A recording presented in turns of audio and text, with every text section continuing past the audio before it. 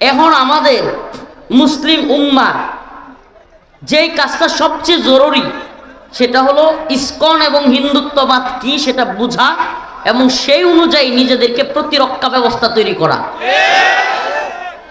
কোন সংগঠন যখন ঘোষণা দিয়ে মুসলিমদেরকে হত্যা করা শুরু করছে, আমি সত্যি কথা, আমি এতক্ষণ ওই যে সূরাতুল বারাআত আপনারা জানেন কিনা, সূরাতুল বারাআত, বারাআতুম মিনাল্লাহি ওয়া রাসূলিহি, এই সূরা যখন নাজিল হয় প্রত্যেক সূরার শুরুতে কিন্তু বিসমিল্লাহ আছে। কি আছে? কোরআনের প্রত্যেক সূরার শুরুতে কি আছে?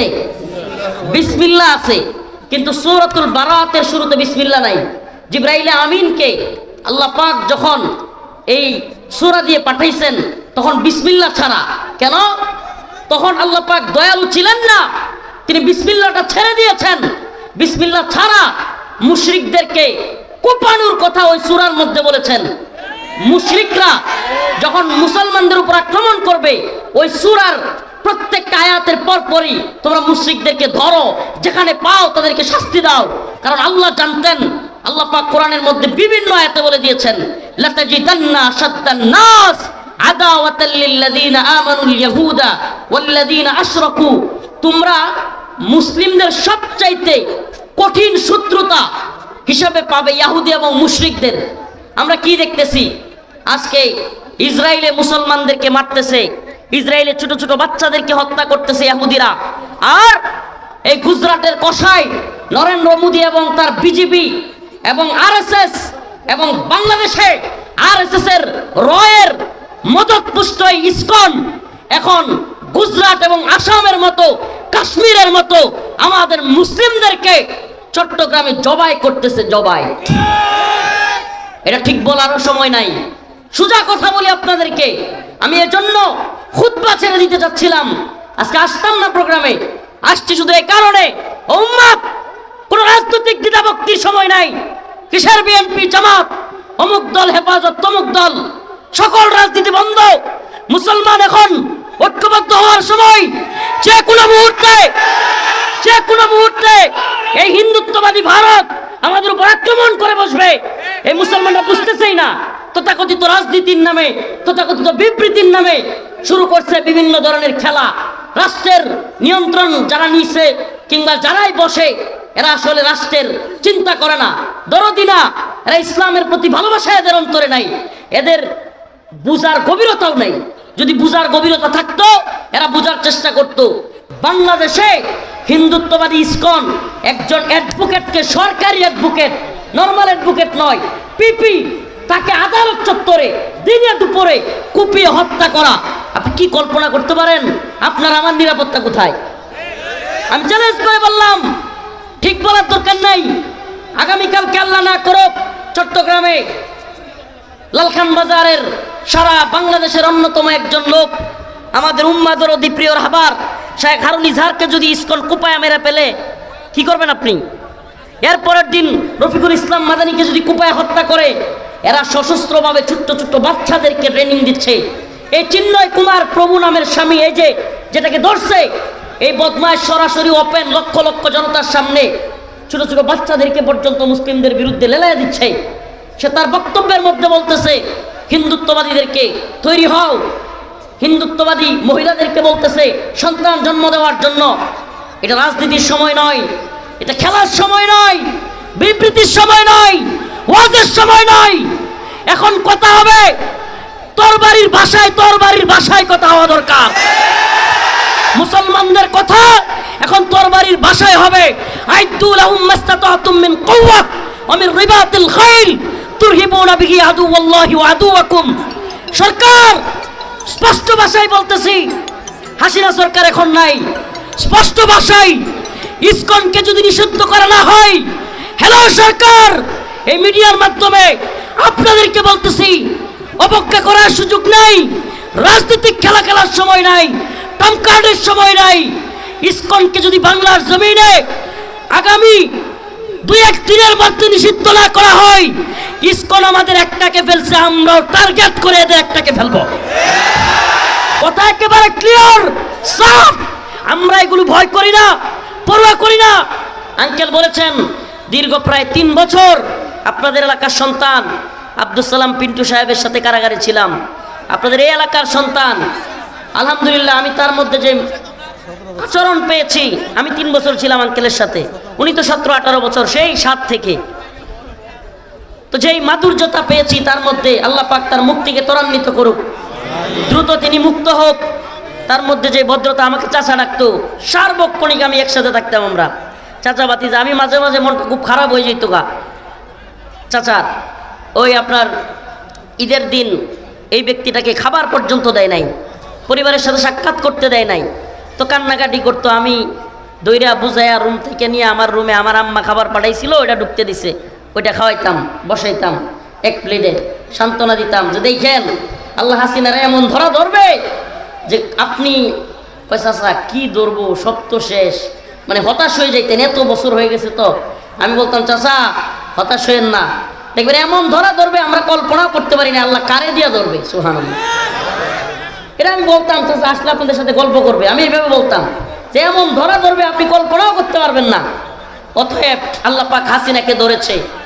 এখন হাসিনার প্রেতাত্মারা নতুন করে ইসকনের মাথায় বর দিয়ে, যুব সমাজ, যুবক ভাইরা, ভলান্টিয়ারগিরির দরকার নাই প্লিজ, বুঝতেছেন না, আমি খুতবা বাদ দিতে চাইছিলাম, আমাদের এখন বক্তব্যের সময় নাই, এই গতানুগতিক এই তথাকথিত ওয়াজ মাহফিলের সময় না, উলামায়ে কেরামের এখন অস্ত্র হাতে নেওয়ার সময়, অস্ত্র ওপেন বইলা।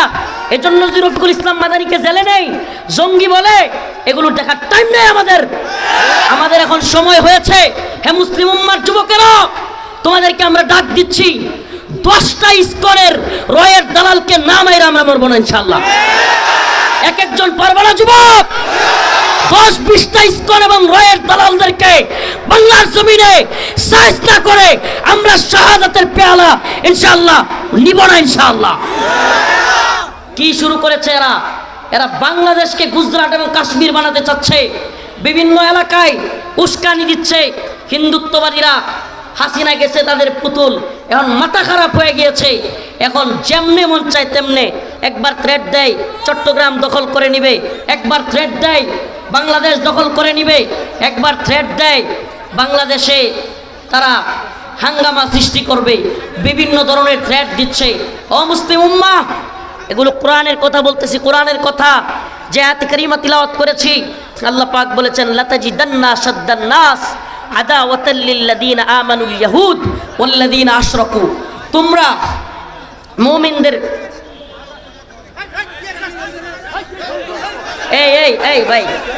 ভাই শুনেন আমার কথা, শুনেন। আপনারা একজন আরেকজনকে কিছু বলবেন না, আমি বলছি ভলান্টিয়ারগিরির দরকার নাই, তারপরও মাতবুরি করতেছেন কেন? এত মাতবুরি দরকারটা কি? আমি বলছি ভলান্টিয়ারগিরিরও দরকার নাই, কেউ কাউকে বসতেও বলবেন না, উঠতেও বলবেন না, একেবারে দয়া করে চুপ থাকেন। আমি না মাইক ছেড়ে দিয়ে চলে যাব, বুঝতেছেন? এটা আবেগ থেকে, অন্তর থেকে কথাগুলো আসতেছে বলে আমি অসুস্থ, আমি বমি পর্যায়ে চলে আসছিলাম, মাথা ঘুরে পড়ে যাই, এই মুহূর্তে আমি আপনাদের প্রোগ্রামে আসছি। দয়া করে প্লিজ আমাদের মুসলিমদের অবস্থানটা বোঝার চেষ্টা করেন। ফাটল তৈরি করার সুযোগ নাই, নিজেরা কিসের ঝগড়া করেন মিয়া? ভারত হামলা করার প্রস্তুতি নিচ্ছে, বাংলাদেশে হামলা করার প্রস্তুতি নিচ্ছে, নাউজুবিল্লাহ। আপনি কল্পনাও করতেছেন না, আপনি মনে করতেছেন গতানুগতিক চিন্তা, কালকে তো খাবো, কালকে গরুটা নিয়ে হাল চাষ করবো, পরের দিন পোলাটারে নিয়ে চাকরিতে যাব, পোলাটারে একটা বিয়ে করাবো, মেয়েরে বিয়ে দিব। না, এত সহজ না। যদি অচেতন থাকেন, কাশ্মীরের মতো, মায়ানমারের মতো অবস্থা হবে মুসলিমদের। কথা দিলাম, কথা বললাম, মনে করতেছেন না এই অবস্থা হবে না আমাদের। হুজুর আমরা সব জানি, কিচ্ছু জানেন না। এদেশ নিয়ে কত বড় গভীর ষড়যন্ত্র হচ্ছে, আমাদেরকে এজন্য তৈরি থাকতে হবে মুসলমান। আল্লাহর জন্য, দ্বীনের জন্য, শাহাদাতের পেয়ালা পানের জন্য তৈরি থাকতে হবে। রাজি আছেন ইনশাআল্লাহ? কিসের জন্য? শহীদ কারা? আজকের ওয়াজ হবে সব এগুলো, শহীদ কারা? সুবহানাল্লাহ। এইভাবে মরলে হাদিসের মধ্যে আসছে সাকরাতুল মাউত, কি কষ্টের, এমন কষ্টের যে একটা ছাগল আছে না, ছাগলকে দইরা জীবন্ত অবস্থায় টাইনা ছিঁড়ে ফেললে যেমন কষ্ট হয়, সাকরাতুল মাউত তার চেয়েও কষ্টকর। অথচ শহীদ যে হবে, তার মৃত্যু একটা পিঁপড়া কামড় দিলে যেমন কষ্ট, তার চাইতেও কম কষ্ট। সুবহানাল্লাহ কয় না? তাহলে আমাদের ভাই সাইফুল ইসলাম আলিফ, সে কি হয়েছে? শহীদ হয়েছে, আমার ভাই সাইফুল ইসলাম আলিফকে যারা শহীদ করেছে, এই সমস্ত গুন্ডা পান্ডাদেরকে চিহ্নিত করে অনতিবিলম্বে গ্রেফতার করতে হবে। শুধু গ্রেফতার নয়, ইসকনকে বাংলাদেশ থেকে নিষিদ্ধ করতে হবে।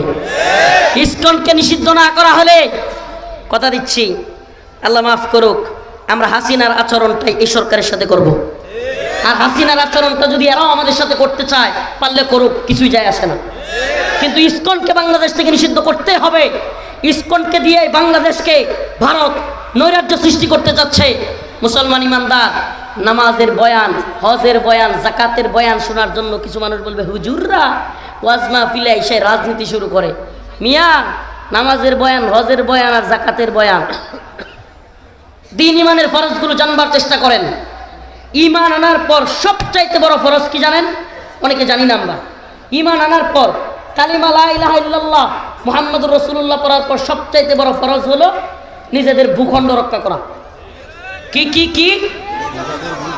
মুসলমানদের ভূখণ্ড রক্ষা করা, মুসলিমদের ভূমি রক্ষা করা ইমান আনার পরে সবচাইতে বড় ফরজ। এটা কিভাবে বলবেন বড় ফরজ? কিসের উত্তর? রাসূল সাল্লাল্লাহু আলাইহি ওয়াসাল্লাম 4 ওয়াক্ত নামাজ ছেড়ে দিয়েছে। কিসের জন্য? 4 ওয়াক্ত ফরজ নামাজ ছেড়ে দিয়েছে। ওলামায়ে কেরাম এখানে আছেন, যুদ্ধের জন্য ফরজ নামাজ ত্যাগ করেছেন তিনি। উত্তম নয়? সবচাইতে বড় ফরজ ইমানের পরে, ইমান আনার পরে সবচাইতে গুরুত্বপূর্ণ ফরজ কোনটা? হ্যাঁ হ্যাঁ, আপনার বাড়িতেও মুসলিমরা হামলা করছে, আপনি কি ফরজ নামাজ পড়বেন নাকি হামলা থেকে আগে বাঁচাবেন? একটু ভালোভাবে বুঝেন। উত্তম নয় ফরজ মুসলমানদের জন্য ভূখণ্ড রক্ষা করা। আপনারা কি দেখেন না নিউজ? আজকে ভারতের মিডিয়া উস্কানি দিচ্ছে, চট্টগ্রাম দখল করে নেবে, মামুর বাড়ির আবদার এগুলো শুরু করেছে। এই সমস্ত বিষয়গুলো থেকে এবড়ো থেবড়ো হবে কথা, এত গুছালুকনো আলোচনা হবে না, গতানুগতিক ওয়াজ হবে না। বলছি ওয়াজের সময় এটা না, আমাদের মন ঠিক নাই, আমাদের মনের ভিতরে আগুন জ্বলতেছে, আগুন। এখন ওয়াজ না যদি কুপাইতে পারতাম ঠিক মতো ওই পান্ডাগুলো রে, তাইলে অন্তরটা কিছু রইল ঠান্ডা হইতো। যদি আমার ভাই আলিফ সাইফুল ইসলাম আলিফকে যারা এইভাবে কুপাইছে, ভিডিওটা দেখেন নাই, দইরা নিয়া চাপাতি দিয়া রামদা দিয়া দিব্যি জনসম্মুখে কুপায়া বাংলাদেশে আদালত চত্বরে একজন রাষ্ট্রীয় পিপিকে কুপায়া হত্যা করা, যে কিনা আপনারা শুনলে অবাক হবেন, যার কাজই ছিল অমুসলিমদের ওকালতি করা। কাদের? টার্গেট কিলিং, মানে যারা হিন্দু থেকে মুসলমান হয় তাদেরকে ধর্ম স্থানান্তর করার জন্যই সে কাজ করত। তার মানে কি? টার্গেট কিলিং করছে। এমনকি ওদের ফেসবুক পোস্টগুলো থেকে এগুলোই জানা যাচ্ছে। অথচ আমাদের এদেশের দালাল মিডিয়া, সময় টিভি, অমুক টিভি, তমুক টিভি, এই অনেকগুলো দালাল মিডিয়া, 2-4টা ছাড়া মাশাল্লাহ এটিএন নিউজ নাকি এটিএন বাংলা, এটা দেখলাম ভালো নিউজ করতেছে। এছাড়া দালাল মিডিয়াগুলো নিউজ কভার করতেছে যে হিন্দু মনে করে হামলা করেছিল দুর্বৃত্তরা, মারা গেছে মুসলমান। কল্পনা করতে পারেন? টার্গেট কিলিংটাকে অন্যদিকে ডাইভার্ট করার জন্য চেষ্টা করতেছে এই দালাল মিডিয়া, এই ভারতের দালাল। এখনো রয়ের দালালরা এই মিডিয়াগুলোতে রয়ে গেছে। আমাদের ওয়াজ যদি কোনো নেতার, কোনো রাজনৈতিক লোকের ভালো না লাগলে না লাগুক, দাওয়াত দিয়ে না আমাদেরকে। তো আমাদের কথা একবার সুস্পষ্ট, এদেশের মানুষ, এদেশের জাতিকে ঐক্যবদ্ধ করা, হিন্দুত্ববাদীদের বিরুদ্ধে, ইসকনের বিরুদ্ধে, রয়ের বিরুদ্ধে, এটা আমাদের দায়িত্ব। এজন্য যদি আমাদেরকে, ইসকন আমাদেরকে মেরে ফেলে, আমরা শহীদ হয়ে যাব, আল্লাহর কাছে চলে যাব, কিন্তু এই জাতিকে আমরা ঐক্যবদ্ধ করে যাবো ইনশাআল্লাহ।